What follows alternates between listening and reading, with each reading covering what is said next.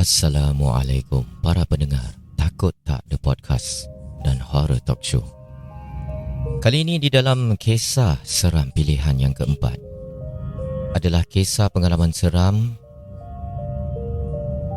seorang perempuan bernama Ain, asal daripada JB, Malaysia. Kisah seram beliau berjudul Pintu Bilik Diketuk Sepanjang Malam.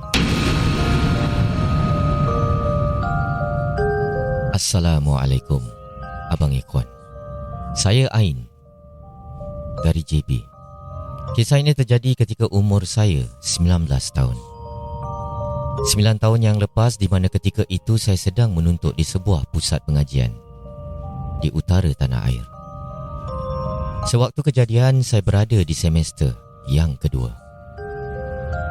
So, sebelum pendaftaran asrama, saya mendapat berita bahawa roommate tidak boleh ditetapkan oleh pelajar. Dan roommate bagi semua bilik asrama ditentukan oleh pihak pengurusan asrama.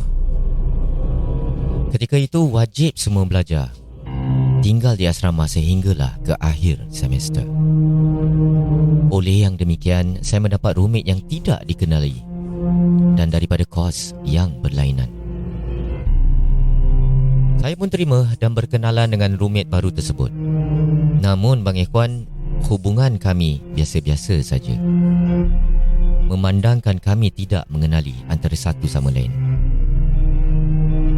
Di dalam kisah saya ini, saya namakan teman saya ini Nana. So, Nana ni seorang yang sangat peramah dan baik. Tetapi masalahnya Bang Ikhwan, dia selalu keluar berjumpa dengan kawan-kawan sekelasnya di bilik yang lain, dan kadang-kadang meninggalkan saya sendirian di bilik hingga larut malam ataupun sehingga subuh. Saya pula jenis tidak kisah dan lebih suka duduk bersendirian kerana boleh study dengan tenang, bergayut dengan handphone ataupun bermain SMS. Ketika itu Bang Ikhwan, hanya SMS saja yang paling popular. Jadi nak dijadikan cerita, pada suatu malam tu, saya baring-baring sambil bermain SMS dan akhirnya bercadang untuk tidur. Masa tu, jam di dinding menunjukkan pukul 12.30 malam.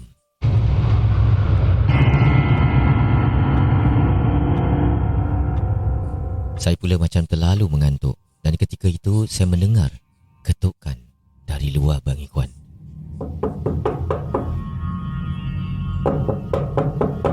Saya diamkan diri saja kerana ketukan itu bertalu-talu dan membuat saya sangat takut.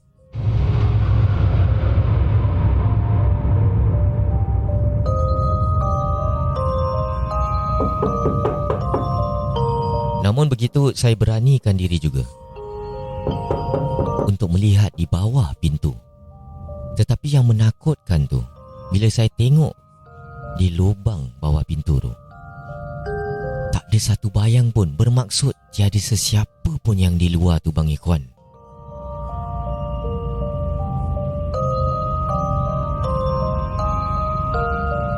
Saya terlalu panik dan ketakutan Bang Ikhwan. Saya nekat bangun, buka lampu dan mengambil Yasin di atas meja study. Saya pegang Yasin dan peluk sambil berselubung menggigil ketakutan, sehinggalah basah baju saya akibat berpeluh. Ketika itu, ketukan masih berlaku bertalu-talu.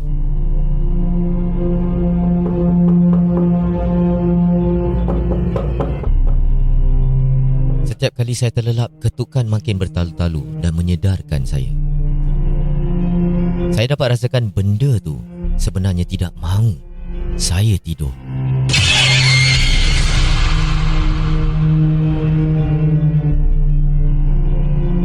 Saya sempat SMS kawan saya yang selalu berjaga untuk naik bilik saya, namun tiada respon. Saya hanya mampu membaca ayat kursi sebanyak mungkin. Itu pun kelang kabut. Namun ketukan tu masih ada sehinggalah ke subuh Bang Ikhwan.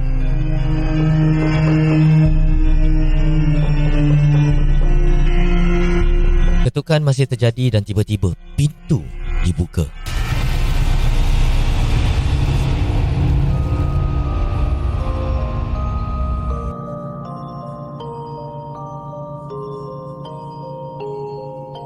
Saya melihat kawan saya dah pulang.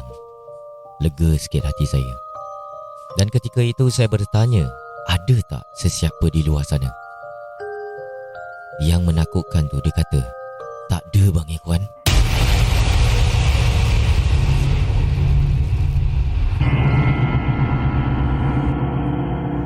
Sebab ketika ketukan tersebut, roommate saya ni sedang memasukkan kunci ke lubang pintu. So memang sah lah bang Ikhwan. Saya yakin benda tersebut memang hendak mengganggu saya.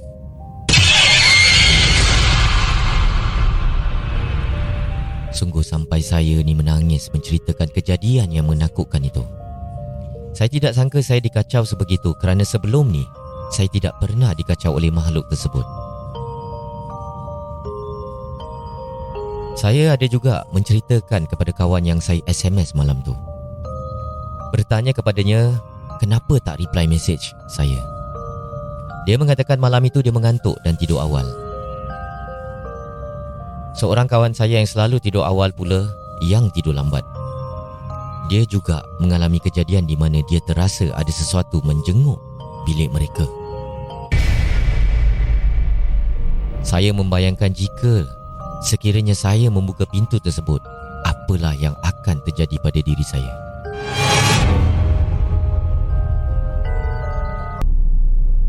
Semenjak tu, roommate dan saya akrab dan sentiasa bersama. Dia tidak lagi keluar ke bilik kawan-kawannya kerana tidak mahu saya kesorangan. Sampai sekarang bang Ikhwan, saya masih tertanya-tanya, siapakah yang mengetuk pintu bilik saya malam tu?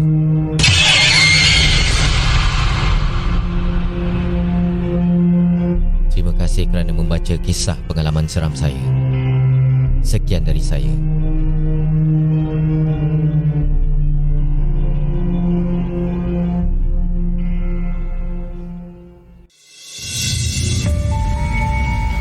Anda sedang mendengar Takut Tak The Podcast. Kisah-kisah seram yang diketengahkan dan dikongsikan di dalam podcast ini adalah sekadar hiburan sahaja.